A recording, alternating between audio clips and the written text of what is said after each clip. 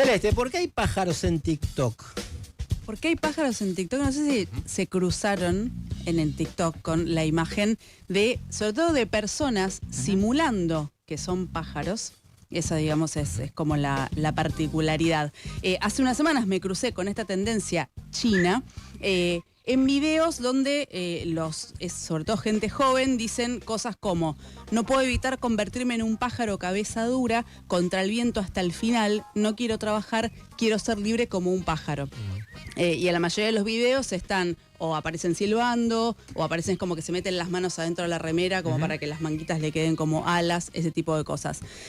Son trabajadores chinos, sobre todo gente joven, y la tendencia, lo que expresa sobre todo, es que están exhaustos, que están hartos de vivir para la competencia académica, para estudiar, para trabajar, todo ese tipo de cosas. ¿Cuántas horas trabajan estos trabajadores en China? La ley establece en China que la jornada laboral es de 8 horas diarias, 40 horas semanales, bastante parecido a Argentina, que es 8 horas diarias hasta 48 semanales. Pero, ¿qué pasa? Lo que pasa acá también, la vida real es muy distinta. Y en China muchas empresas usan un sistema que llaman el sistema 996, que significa trabajar de 9 a 9, o sea, trabajás 12 horas, 6 días a la semana.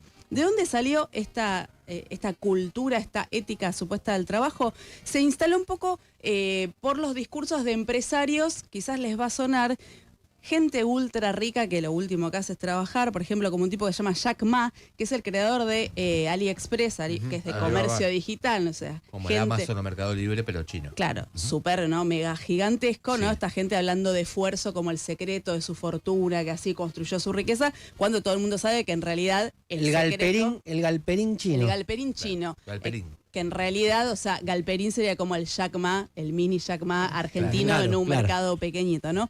Pero bueno, es esta gente que habla de esfuerzo como el secreto de su fortuna, cuando en realidad el secreto del éxito todos sabemos que es que viven y se benefician, ¿no?, de que otra gente esté trabajando y ellos se quedan con la ganancia.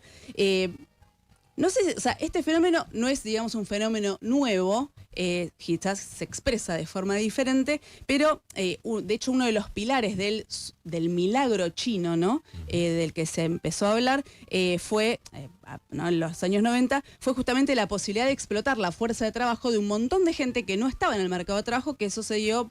No lo vamos a explicar ahora, parece un tema más de Pablo Anino, que fue el proceso de restauración del capitalismo en China, ¿no? Aparecieron miles de millones de personas, que es algo literal, no es una exageración, que podían ahora participar del mercado de trabajo. Y la mayoría venía del trabajo rural, y la industria, incluso aceptando ritmos de trabajo tremendos, significaron para muchas de esas personas una mejora en su calidad de vida y sobre todo una promesa de futuro para sus familias. ¿Qué es lo que cambió? ¿De dónde empezó el problema? La generación, sobre todo nacida después de los años 80, ya piensen, nacidos y criados enteramente en las ciudades rodeados de consumo, de desarrollos tecnológicos, empiezan a poner algunos límites. Hay un punto de inflexión muy importante en el 2010, que son las protestas de la ciudad fábrica Foxconn, conocida porque ahí se fabrican los productos de la empresa Apple. Empiezan una ola de protestas y eso es como que inicia un nuevo momento, y en el 2011 hay una huelga mucho menos conocida pero muy importante, irónicamente en la fábrica de relojes Citizen, que introduce una demanda muy relacionada con la clase trabajadora moderna, que es el problema del tiempo. Las dos demandas de esta huelga de 2011 son una reorganización de turnos que proponen el sindicato, los trabajadores y las trabajadoras, y eliminar una reunión corporativa, que atención, una reunión de 10 minutos diarios, pero se hacía a expensas del tiempo libre de los trabajadores. Entonces, una de las demandas de la huelga es que esa reunión no se haga más, porque les roban el tiempo que es de ellos. ¿Qué es lo que pasa ahora? El descontento y la insatisfacción laboral de esta generación que está sobreeducada y rodeada de tecnología es cada vez más grande y derrama a otros lugares fuera de la industria. Sobre todo después de la pandemia se dan varios fenómenos. Uno en 2022 es una tendencia que se llamó la bailán, que es algo así como que se pudra, dejalo que se pudra, que es una actitud que se empieza a contagiar en las oficinas en ese año, en 2022, y consiste básicamente en no esforzarte, que sería como cumplir o trabajar a reglamento, no hacer nada más que lo que exige tu puesto de trabajo.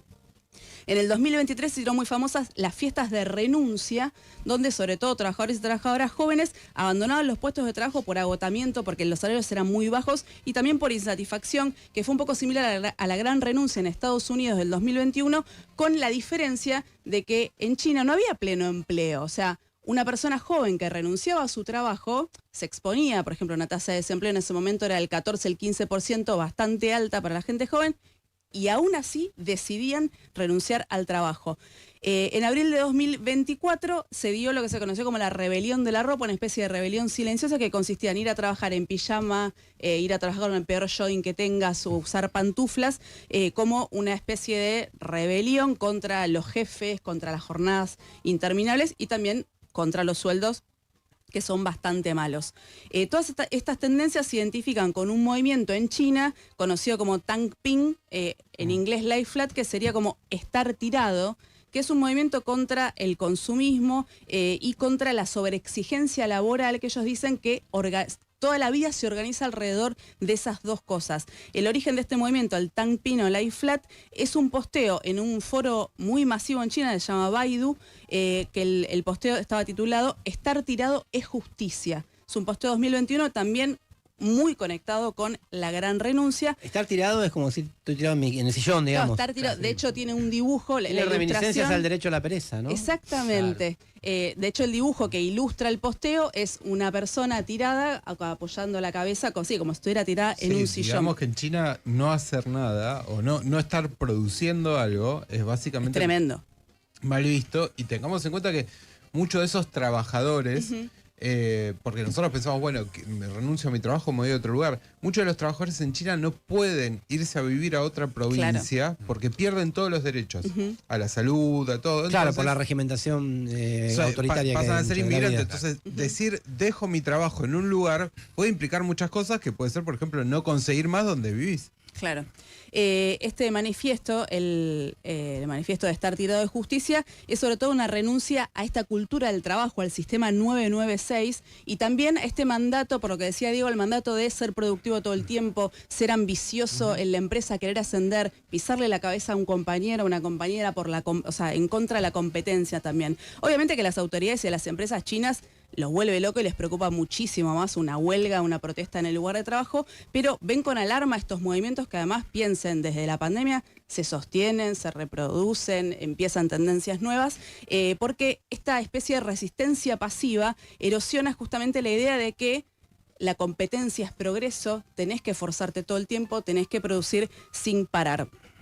La realidad obviamente en cada país es muy diferente, sobre todo con lo que tiene que ver con el trabajo, pero el capitalismo actual encierra una contradicción que se ve más o menos en todas partes, que es cada vez más grande, que es que la tecnología nos permitiría trabajar cada vez menos o casi nada, pero en la realidad lo que pasa es que trabajamos cada vez más, le dedicamos cada vez más tiempo al trabajo. En Argentina, específicamente, como ya dijo varias veces el especialista Luis Campos de la CTA Autónoma, existe más bien una tendencia consolidada hoy por las reformas que se quieren imponer con la ley bases, que es una tendencia, él la llama la deslaboralización, que es la eliminación de derechos y sobre todo consolidar mecanismos de precarización del trabajo. Pero a nivel mundial hay un montón de tendencias que son contradictorias, están muy mezcladas, pero conviven, por ejemplo, que en países como el Reino Unido avancen los experimentos de la semana de 4 días de trabajo, bastante firme en muchos lugares, pero a la vez en Grecia se está discutiendo alargar la semana a 6 días de trabajo, o que en Corea del Sur, en 2024, hayan empezado el año reformando la ley laboral para extender la jornada laboral, si tu empleador quiere, hasta 21 horas y media, siempre y cuando no supere el máximo de horas semanal. Bueno, la reforma argentina no tiene un tema de horario, claro, pero al flexibilizar los modos de contratación es como para que si no te moldas un horario, claro, fuera. Para que los bancos de horas. Claro, para que lo que mande sea la voluntad del empresario, ¿no? Que decida el cuánto tiempo vas a trabajar. Hoy la consigna histórica de la clase trabajadora, que era 8 horas de trabajo, 8 horas de ocio, 8 horas de descanso, suena bastante moderada si lo medimos con las posibilidades tecnológicas, pero sigue siendo una utopía para la mayoría de las personas que trabajan, que viven de su salario. Si algo tan básico como sentir el viento en la cara, como si fueras un pájaro, que es lo que dicen estos chicos en los videos de TikTok, parece una utopía, no es porque no nos estemos esforzando lo suficiente las personas que vivimos de nuestro trabajo, es porque todo está organizado para que la libertad solamente sea una realidad para una minoría y para la mayoría siga siendo un sueño eterno.